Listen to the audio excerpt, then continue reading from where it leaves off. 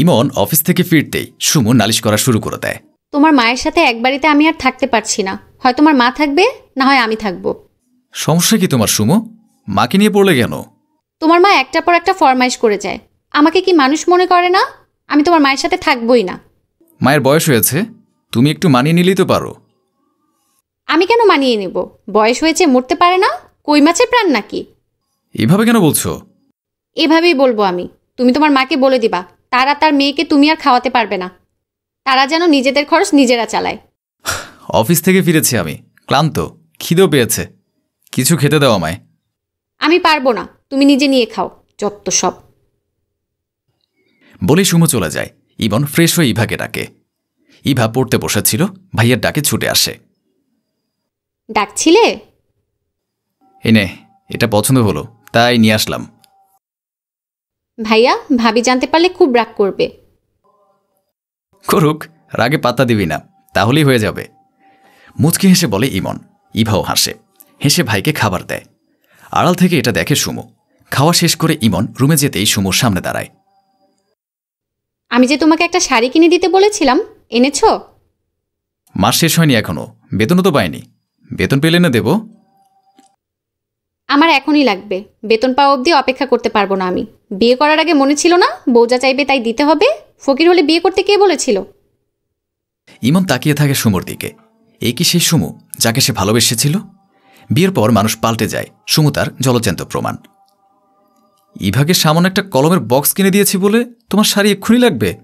সুমু কি শুরু করেছে বলবে? রোজ রোজ তোমার এই অশান্তি সত্যি আর ভালো লাগছে না। আমি অশান্তি করছি? অশান্তি তুমি করছো। কেন তোমার মা বোনকে আলাদা করছো না? আমাদের সংসারে তারা কেন থাকবে? কত খরচ হয় দুজনের হিসেব রাখো তুমি? মাত্র কয় টাকা বেতন পাও?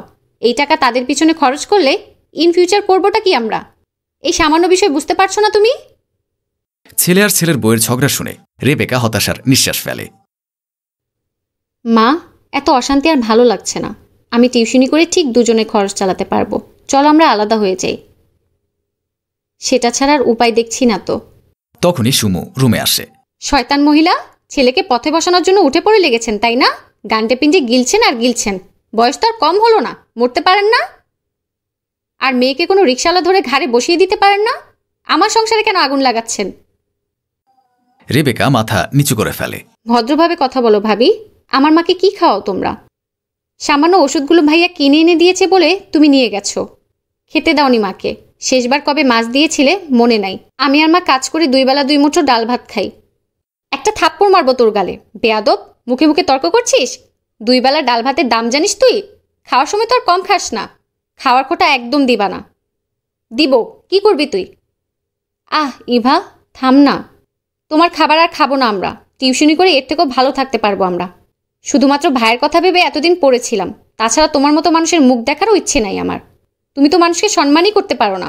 বড় বড় কথা বলবি না একদম। তুমি যাও এখান থেকে। তোমার সাথে কথা বলতে রুচিতে বাধে আমার। সুমুর আগে গজগজ করতে করতে চলে যায়। তারপর থেকে আলাদা হয়ে যায় ওরা। একদিন ইমন অফিসের কাজে বাইরে যায়, রাতে ফিরতে পারবে না। সুমুর ভীষণ জ্বর এসেছে। রাত বাড়ার সাথে সাথে তার জ্বরও বাড়তে থাকে। ইভা পড়ছিল, তখন রেবেকা বলে, একবার মেয়েটাকে দেখে আসবো, একা একা আছে, ভয় পাচ্ছে কিনা। তোমার শিক্ষা হবে না তাই না? এত অপমান করে তাও তাকে দেখতে যেতে চাইছো। রুমে গেলেই তো আবার অপমান করবে। করলে করবে, আমি ওসবে কান দেই না। চল দেখে আসি। দুজন মিলে পা টিপে টিপে যায়। আড়াল থেকে দেখে চলে আসবে, কিন্তু দরজার কাছে দেখতে পাই সুমু জ্বরে কাঁপছে। রেবেকা দৌড়ে যায়, দোটানা নিয়েই হাত রাখে ইভার কপালে। জ্বর দেখে ভয় পেয়ে যায়। ইভা পানি নিয়ে আসে, জলপট্রি দিতে থাকে। সারা রাত দুজনে মিলে সেবা করতে থাকে সুমুর। ভোরের দিকে জ্বর ছুটে। ইভা খাবার বানিয়ে নিয়ে আসে। রেবেকা সুমুকে বলে, সুমু, একটু উঠে বসো, খাবারটা খেয়ে আবার শুয়ে পড়ো। রেবেকা ধরে সুমুকে বসায়, নিজের হাতে খাইয়ে দেয়। সুমুর চোখে পানি টলমল করছে। এত অপমান, এত অত্যাচার করার পরেও মানুষটা নিঃস্বার্থভাবে তাকে সেবা করে যাচ্ছে। এত ভালো মানুষও হয়? সুমু নিজেকে কন্ট্রোল করতে না পেরে জড়িয়ে ধরে রেবেকাকে। জড়িয়ে ধরে কেঁদে ফেলে। আমাকে ক্ষমা করে দেবেন মা, খুব অন্যায় করে ফেলেছি আমি। খুব কষ্ট দিয়েছি আপনাদের। মা কখনো সন্তানের উপর রাগ করে থাকতে পারে না।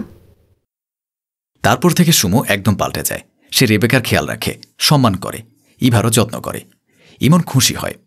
এটাই তো সে চেয়েছিল।